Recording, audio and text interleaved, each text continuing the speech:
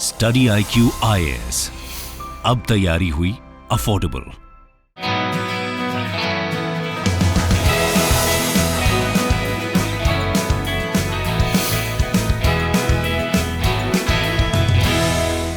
नमस्कार दोस्तों, स्वागत है आप सभी का स्टडी IQ में। मैं हूं आपका दोस्त राहुल साईहोंकर। आज हम लोग एक बहुत ही दिलचस्प चर्चा करने वाले हैं और हमारी चर्चा का विषय है IAS, इंडियन एडमिनिस्ट्रेटिव सर्विस। इस डिस्कशन में हम लोग बात करने वाले हैं the evolution of Indian administrative service, कैसे इवॉल्व हुआ है IAS, इसके बारे में हम लोग चर्चा करने वाले हैं। और साथ ही साथ हम लोग एक सवाल भी उठाने वाले हैं। सवाल ये है कि जिस उद्देश्य से, जिस हेतु से इंडियन एडमिनिस्ट्रेटिव सर्विस को कंटिन्यू किया गया था या फिर जिसकी वजह से उसकी स्थापना हुई थी, क्या वो उद्देश्य अभी खत्म हो चुका है? इस सवाल का जवाब देने की हम लोग कोशिश करेंगे। तो ये एक क्रिटिकल डिस्कशन होने वाली है विद रिस्पेक्ट टू IAS। और ये डिस्कशन हो क्यों रही?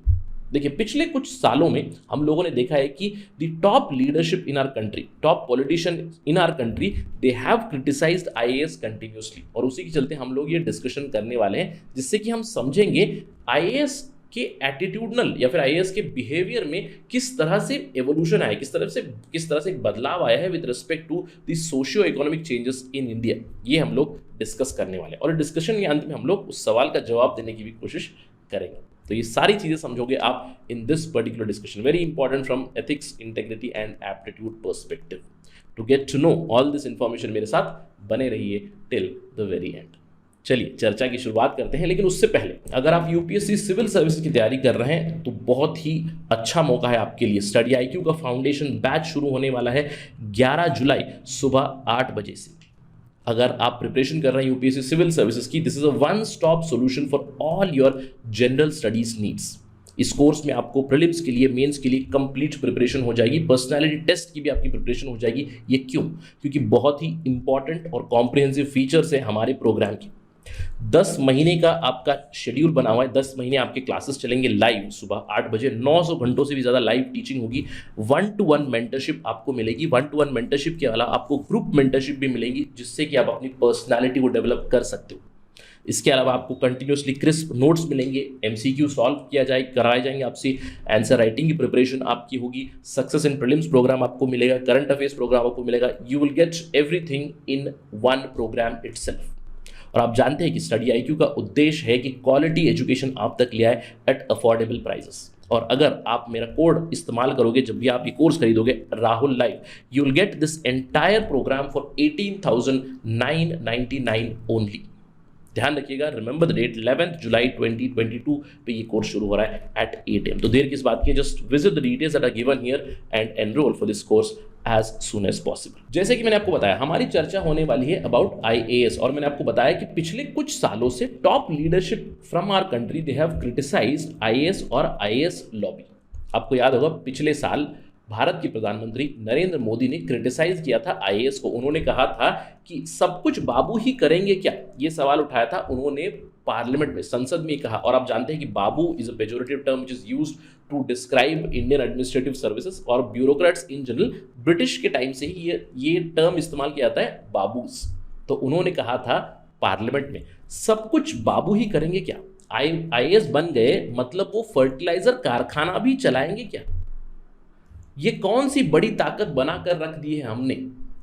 बाबुओं के हाथ में देश देकर हम क्या करने वाले हैं? ये सवाल उठाया था प्राइम मिनिस्टर मोदी ने।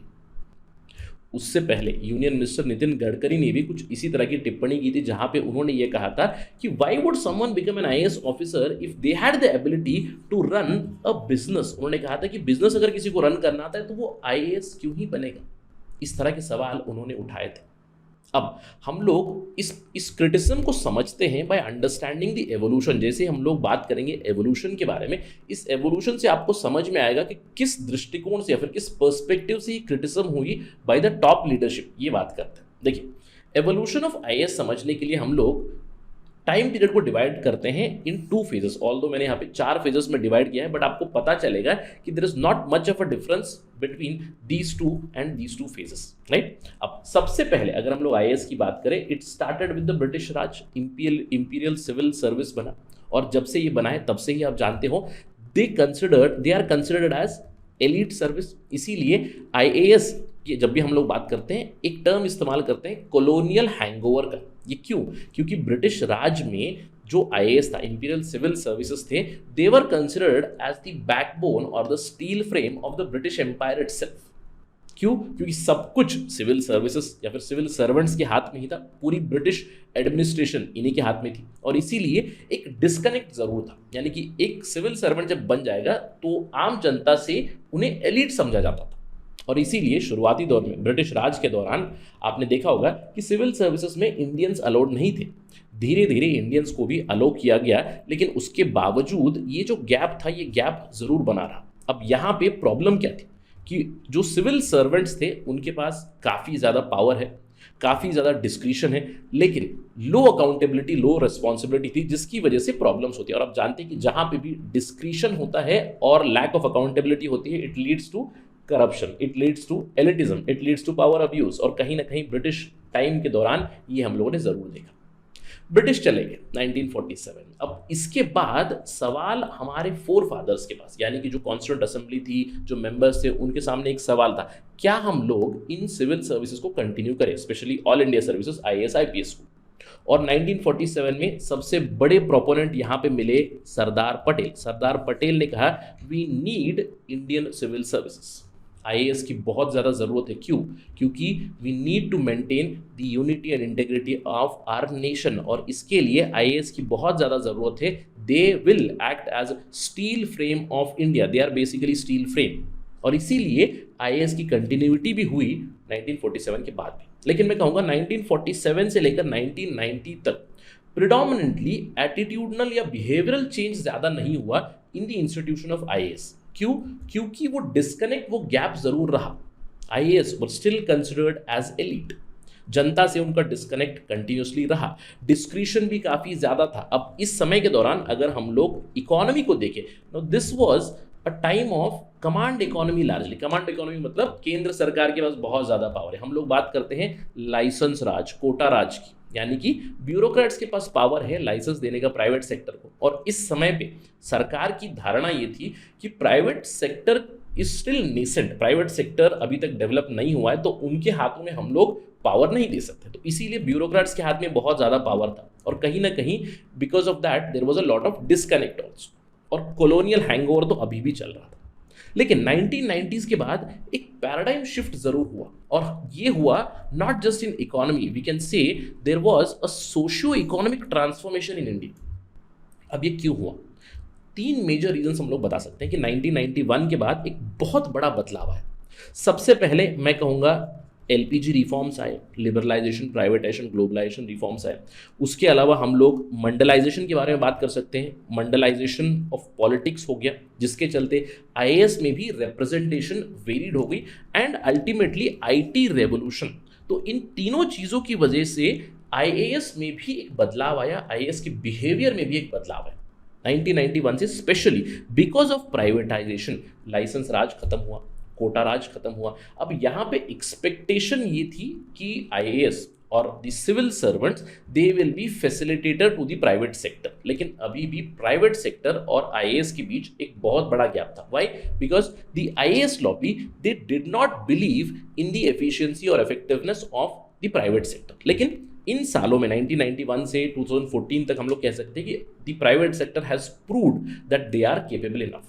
और हम लोग बात कर सकते हैं 2014 के बाद, स्पेशली जब से मोदी एडमिनिस्ट्रेशन शुरू हुई है, वहाँ पे और भी ज़्यादा प्राइवेटाइजेशन हम लोग देख सकते हैं। धीरे धीरे जो भी सेंट्रल गवर्नमेंट के पीएसयूज थे, वहाँ से government is taking a step back, यानी कि the IAS has to take a step back. लेकिन कहीं ना कहीं ये डिस्कनेक्ट ज़रूर दिख रहा है। इसी के चलते लीडरशिप ने क्रिटिसाइज किया हुआ है। देखिए, एक समय ऐसा था जब सरकार ब्रेड भी बनाती थी। 1990 से पहले मॉडर्न ब्रेड कंपनी थी, सरकार की कंपनी थी। लेकिन धीरे धीरे सरकार अलग अलग सेक्टर से निकलती हुई आ रही है। सोशो इकोनॉमिक ट्रांसफॉर्मेशन हो रहा है देश में, आईटी रेवोल्यूशन हो रहा है देश में। इसीलिए धीरे धीरे प्राइवेटाइजेशन की तरफ एक कदम जरूर उठाया 2014 के बाद। लेकिन यहाँ पे अगर हम लोग बात करें, आईएएस लॉबी और IAS civil servants they do not trust the private sector.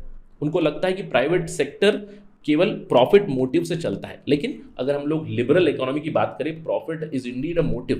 तो इस डिस्कनेक्ट की वजह से कहीं ना कहीं लीडरशिप ने क्रिटिसाइज किया है। प्राइम मिनिस्टर मोदी ने क्रिटिसाइज किया। ये क्यों कहा उन्होंने? ये क्यों कहा कि अगर आईएएस बन गए तो इसका मतलब क्या है कि आप एक फर्टिलाइजर का कारखाना भी चलाओगे क्या?